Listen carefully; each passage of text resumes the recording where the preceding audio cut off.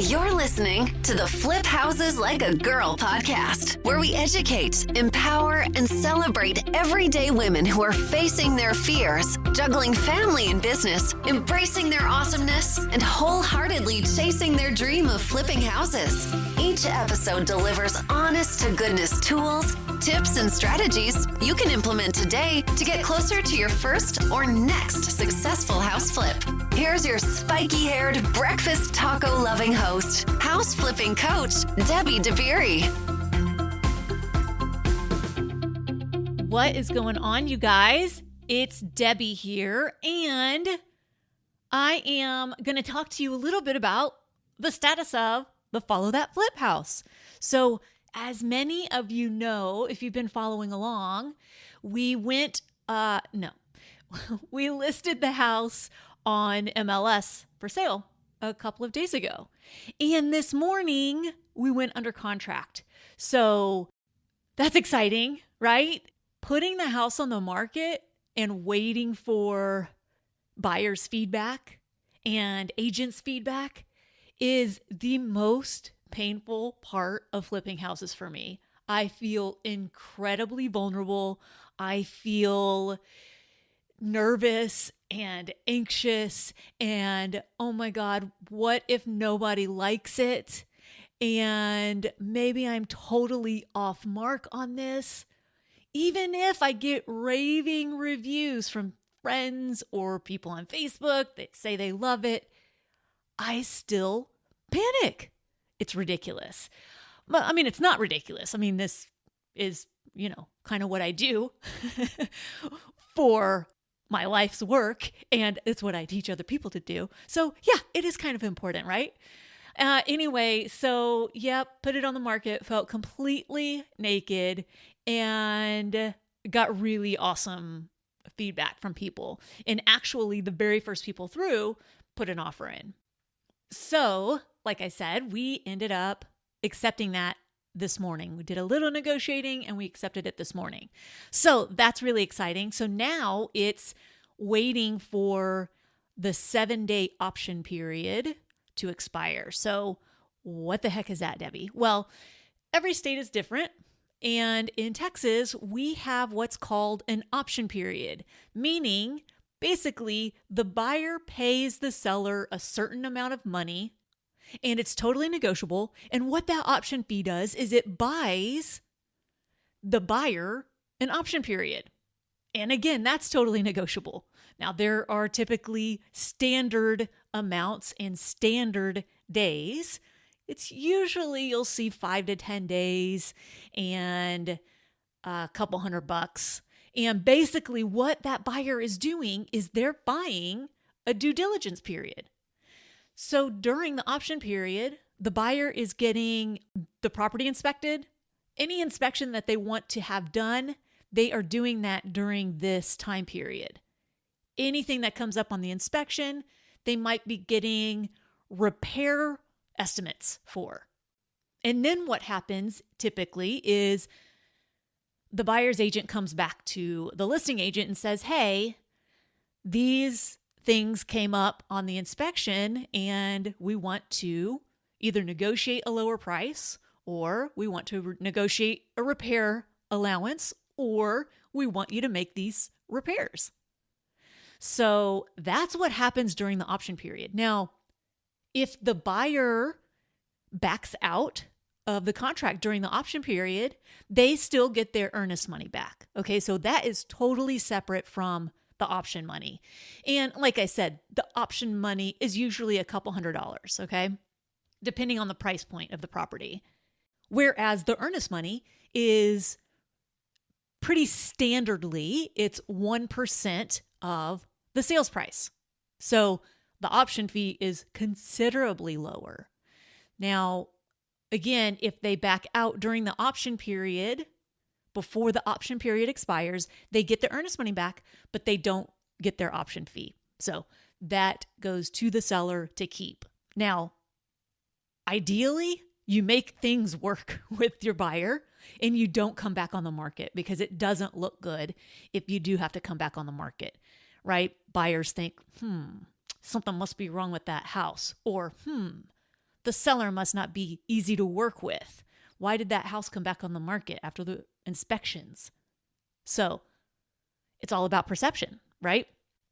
So ideally, you will, as a seller, you will want to make things work with your buyer, okay? And honestly, I make a lot of nitpicky, what I feel to be nitpicky repairs, right? So they come back with these nitpicky repair requests, and it's like, ugh, that's silly, but okay, whatever. Because ultimately, this is, wait for it, she's going to say it, a relationship business, okay? You don't want buyer's agents to think of you as someone difficult to work with. You actually want buyer's agents to want to work with you because you're easy to work with, because you do make repairs for the buyer, because you do want the buyer and the buyer's agent happy. It's a relationship business, okay? And it's all about your reputation. So if that means I've got to spend a couple grand making nitpicky repairs, but that means the buyer's really happy and the buyer's agent had a great experience with me, I'm going to do it every single time. So that's my philosophy, and it's worked out pretty well. I'm going to stick to it. Okay, so what I want to talk about today is buying houses at auction. It keeps coming up in a couple of groups that I'm in, and especially in our Women Flipping Houses Facebook group. So let's talk about buying houses at auction, what that means, what it looks like, how to do it, okay?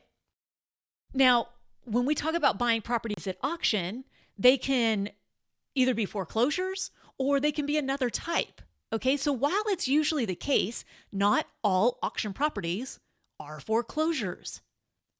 For example, some auctions are property tax delinquencies, okay? And auctions are either held online or in person. Some require full payment at the time of the purchase. Others require a down payment. So we're going to go into some more details about various auctions, all right? Before you go to an auction, before you start looking for a property, the most important thing that you have got to do is you've got to know your specific Go property criteria, okay? That's what I teach people inside my coaching and membership program, how to identify the best neighborhoods and property types within those neighborhoods to target. And it's all based on the data, okay? Remember, we are giving buyers what they want, where they want it. That's the secret to flipping houses. So know exactly what they want in your market and where they want it. Knowing this information ahead of time for your specific market is going to allow you to quickly make estimates of the ARV and the project timeline. How long is it going to take? As well as your potential profit. Okay? So once you've identified those areas and those property criteria, then you can totally start looking at various auction offerings, all right? Now, I highly recommend that you always stick within that predetermined criteria, okay? And those parameters that you've already come up with. You've already done the homework. You already know what you're looking for. Don't stray from it. Don't be like my Chihuahua who takes off after random squirrels. So focus, all right? So what you're going to do is you're going to find and then register for an auction. Now, there are generally 4 ways to find auction properties, all right? And each one has its own pros and cons. The 4 ways include real estate auction sites, real estate professionals, the county courthouse, and real estate classifieds. Okay, so let's dive into each one of those just a little bit further. All right, so let's start with real estate auction sites. The leading real estate auction websites include realtytrack.com, auction.com, foreclosure.com, realtybid.com, Hubzu, super weird name, .com, and bid4 asset.com. Okay, now let's talk about real estate professionals. So these professionals are going to include real estate agents and brokers and third-party foreclosure sales agents, also known as trustees.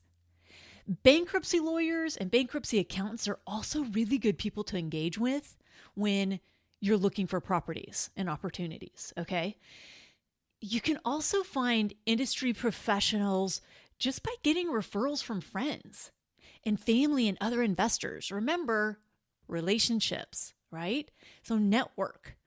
You can join real estate investment groups in your area, or ask your local real estate agent who at their office deals with real estate auctions.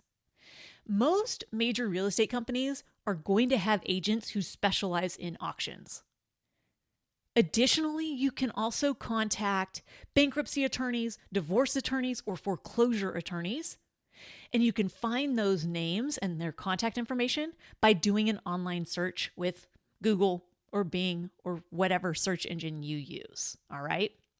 So the third one is the county courthouse. So your local county courthouse has a list of all upcoming real estate auctions within a specific county. You can obtain that real estate auction listing information either online or at your local courthouse website, okay? Sometimes you might have to go in person depending on your local courthouse and how things work, all right? To contact your local courthouse, just Google the county's website address and visit the homepage. It's going to list the contact information.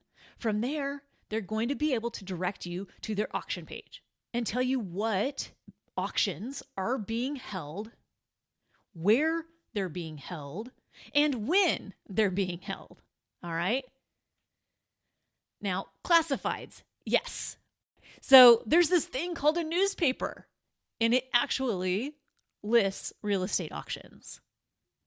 So now let's talk about live real estate auctions versus online real estate auctions and what the differences are. All right. So for a live real estate auction, it typically lasts a few hours. All right. And it's going to happen at the county courthouse or some other public location that they obviously make you aware of where those are going to be held. Now, it's rare, but sometimes the auction can actually happen at the property itself. I know one of my mentees who I actually interviewed recently on this podcast about her first flip, the auction was held at the property itself. So it does happen. All right. And that's how she got her first flip. Generally, these are foreclosure properties and not bank owned. Okay. There's a difference. Foreclosed properties still have the owner's name on the title. If the minimum bid is not reached, then the bank will take back the property, and then it becomes bank owned or real estate owned, REO, okay? Now, with the live real estate auction, all bidders have to register prior to attending the auction. So you can register online and just follow the instructions found on the auction listing. So as part of the registration process, you'll likely be required to provide certified proof that you have sufficient funds to even be bidding on properties. And it's typically a cashier's check made out to yourself that's equal to about 5% of the opening bid price. The auctioneer usually verifies that you're registered and that you have the correct deposit. So if you win your live auction, you're typically required to pay 5 to 10% of the closing bid price within 24 hours. Afterward, you're usually going to have 30 to 45 days to make payment in full and transfer the title. This varies. Okay, so again, you've got to get familiar with how they work, okay? Because each one is going to be different. Now, if you fail to make the payment, guess what? The auction house keeps your down payment and re-auctions the house. So if you make the down payment but fail to make the full payment, the remaining of the full payment, you lose the house.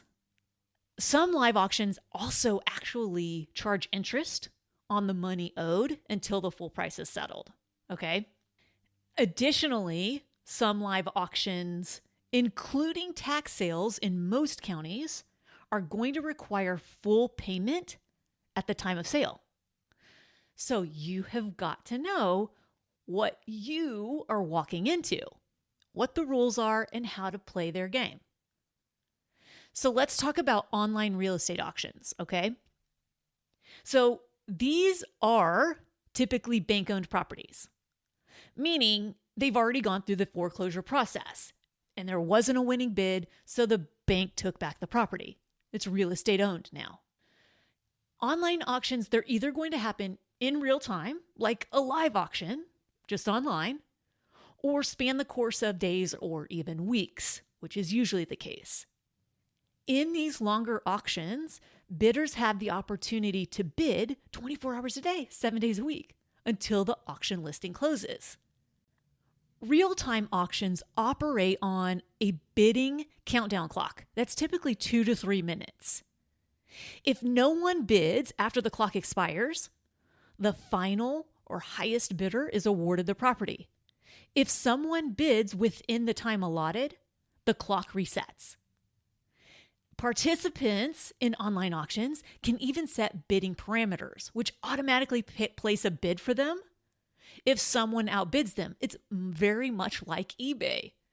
Oh my gosh, the silly bidding wars I've gotten into on eBay. I have a problem. I don't anymore, but I did have a problem about 10 years ago. I handled it basically by not going on eBay anymore. I'm not good at moderation. So there's that. Okay, so back to auctions. Just like with the live auctions, online auctions are going to require that all potential buyers register online through the virtual listing. And the deposit can be paid by cash, certified check, or credit card. The registration process requires that bidders place a 5% deposit before bidding on a piece of property, which usually limits the maximum budget in a virtual auction. For example, let's say you deposit $4,000 before bidding even starts, okay? This means your maximum bid cannot exceed $80,000. Okay? Do you get that?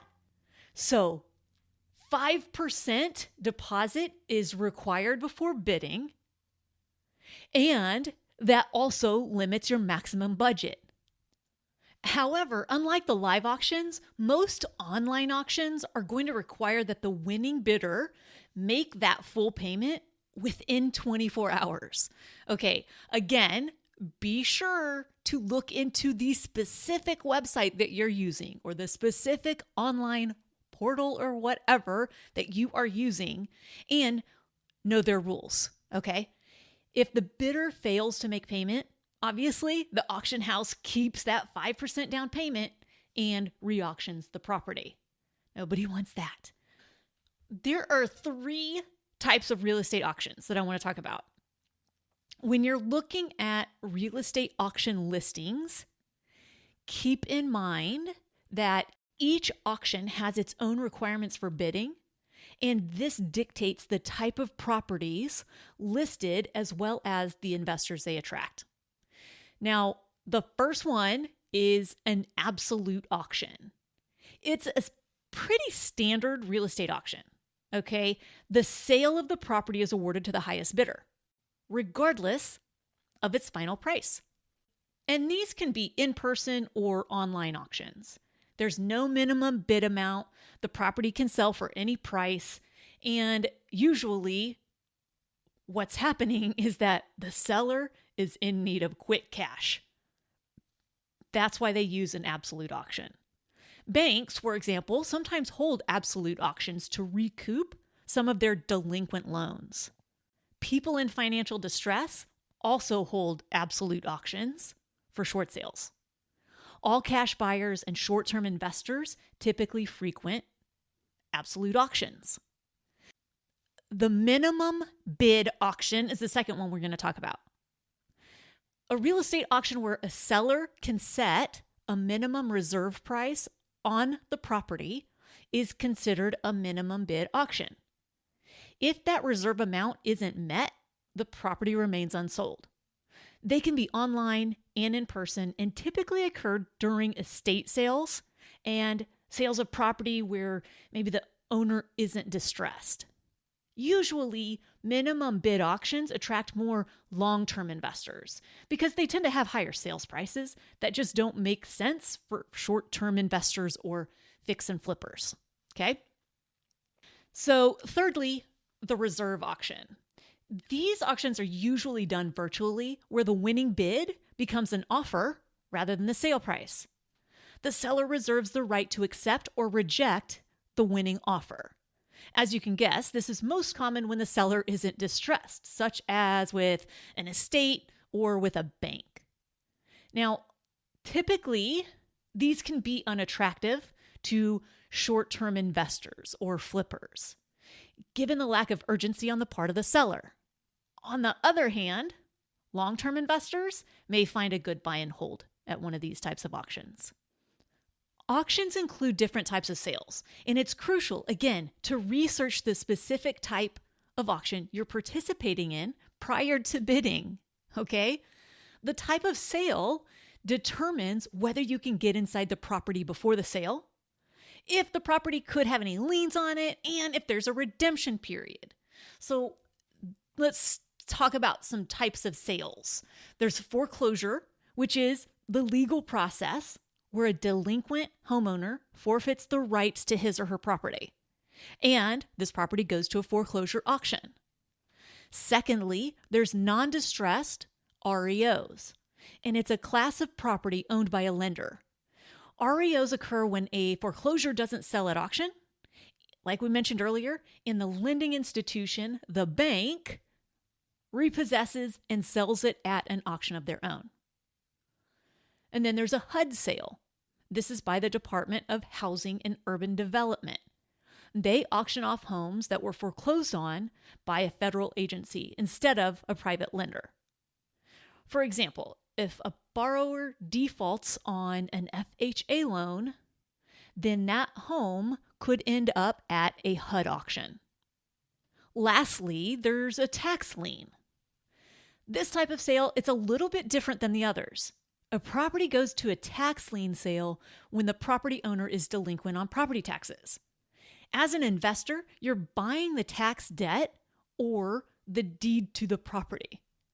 You can collect this tax debt plus interest, or you can foreclose on the owner and then take possession of the property.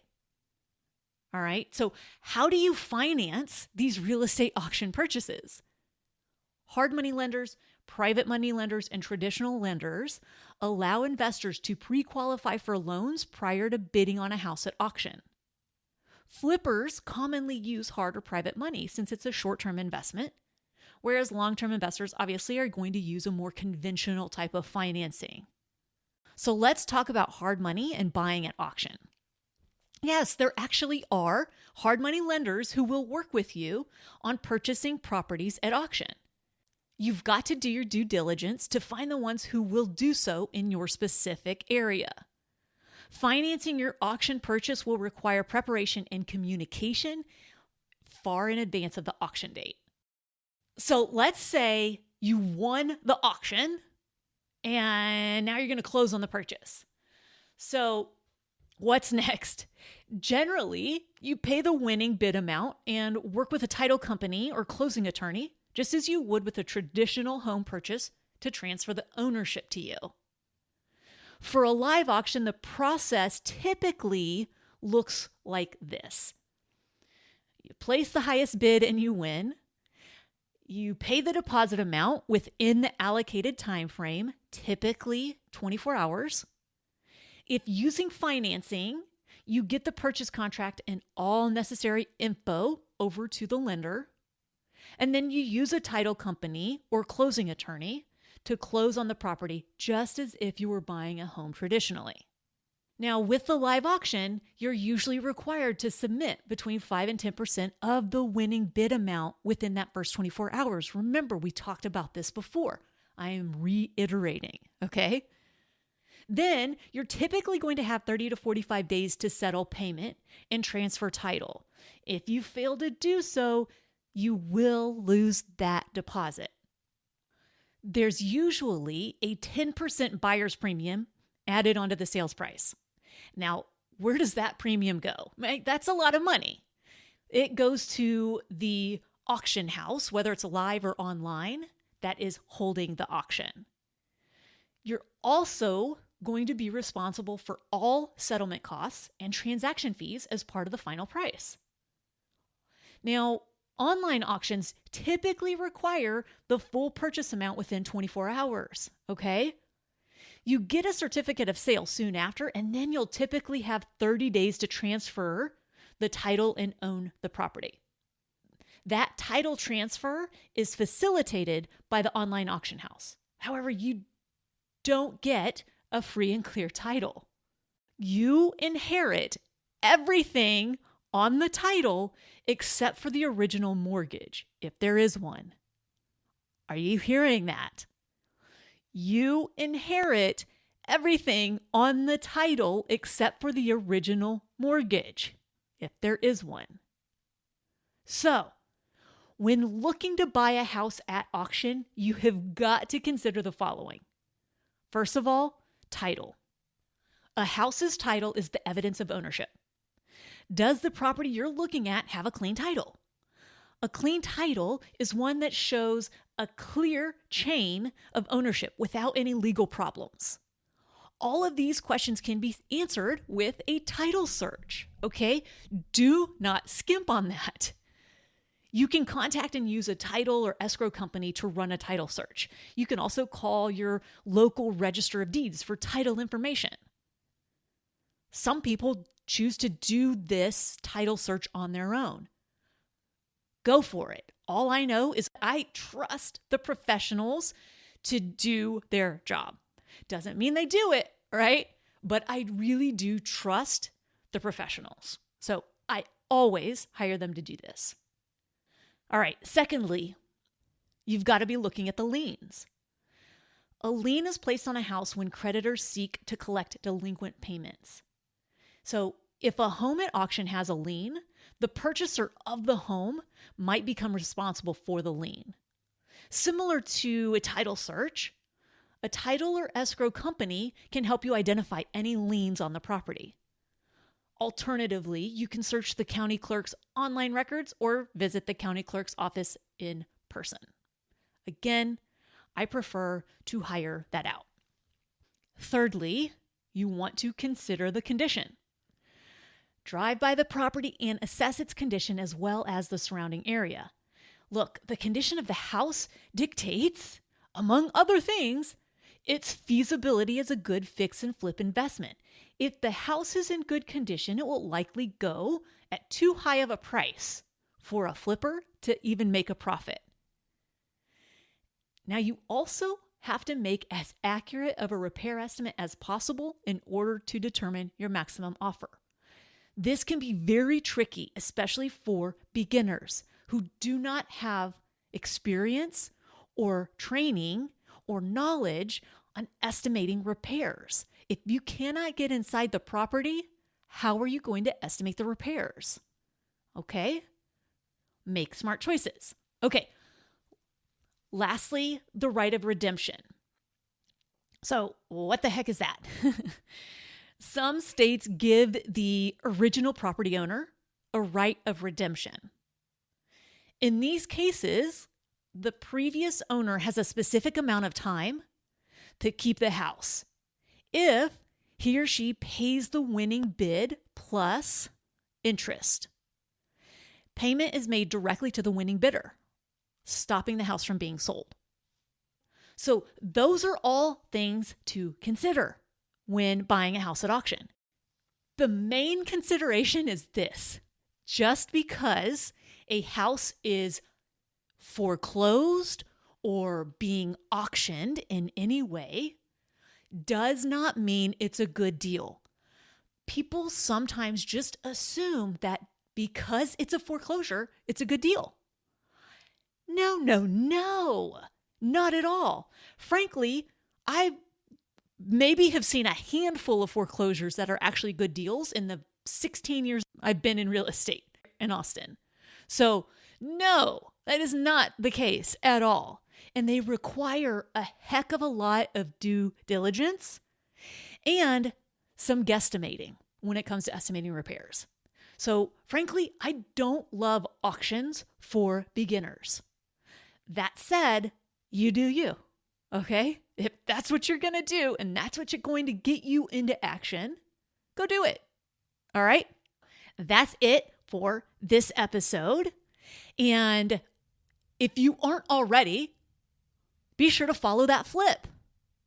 Go to followthatflip.com and register to follow along on this house flipping journey that I'm taking with 2 of my local students.